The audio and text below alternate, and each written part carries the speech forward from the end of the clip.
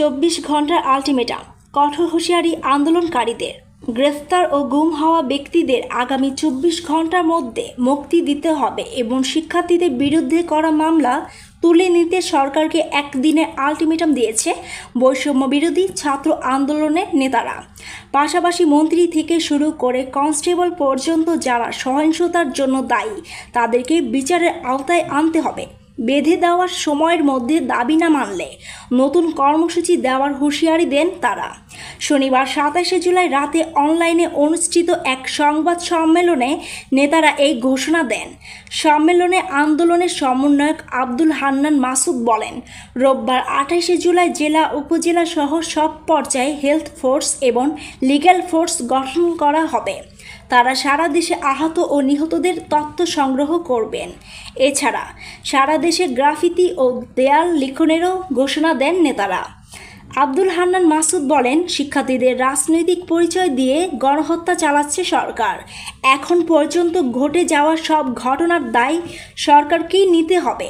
চলমান গণহত্যার ঘটনায় আন্তর্জাতিকভাবে তদন্তের দাবি জানায়। মাসুদ বলেন, আমরা 3টি বিষয় স্পষ্ট করছি।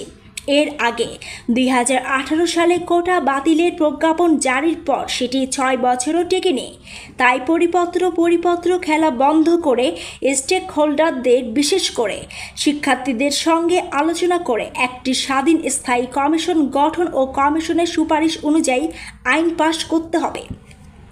পুলিশ কনস্টেবল থেকে মন্ত্রী যতজন শিক্ষার্থী হত্যার সঙ্গে জড়িত তাদের অব্যাহতি দিয়ে আইনের আওতায় আনতে হবে এবং যতজন শিক্ষার্থীর বিরুদ্ধে মিথ্যা মামলা দেওয়া হয়েছে তাদের মামলা প্রত্যাহার করে গুম ও আটক শিক্ষার্থীদের 24 ঘন্টার মধ্যে মুক্তি দিতে হবে।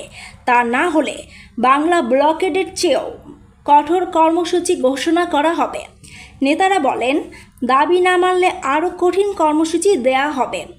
আমরা আর ঘরে বসে থাকব না, রাস্তায় নেমে আসব। আন্দোলনের সহ সমন্বয়ক রিফাত রশিদের সঞ্চালনায় সংবাদ সম্মেলনে আন্দোলনের সমন্বয়ক আব্দুল হান্নান মাসুদ, মাহিন সরকার উপস্থিত ছিলেন। সম্মেলনে প্রথমে নেতারা বলেন, এক বাজে অবস্থায় আমরা আপনাদের সামনে এসেছি। এই সময় বিভিন্ন জাতীয় পত্রিকায় প্রকাশিত বিভিন্ন সংবাদ তুলে ধরে নিহত ও আহতদের বর্ণনা দেওয়া হয়।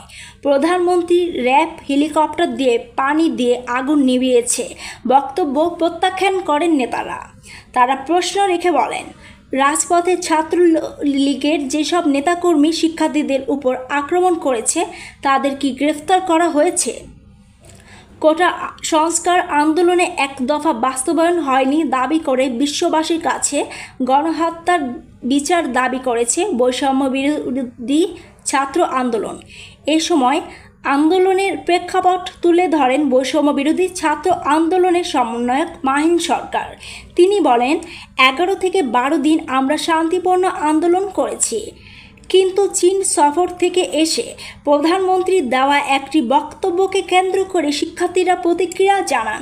এখন সরকারের পক্ষ থেকে ছাত্রদের দাবি মেনে নেওয়া হয়েছে বলা হলেও তা সত্য না।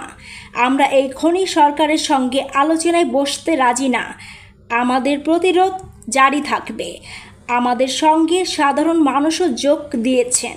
তারা বলেন, সহিংসতা ও মৃত্যুর ঘটনায় সরকারের পক্ষ থেকে দুঃখ প্রকাশও করা হয়নি, বরং শিক্ষার্থীদের রাজনৈতিক ট্যাগ দিয়ে অপরাজনীতি করা হয়েছে। এই দায় সরকারকেই নিতে হবে।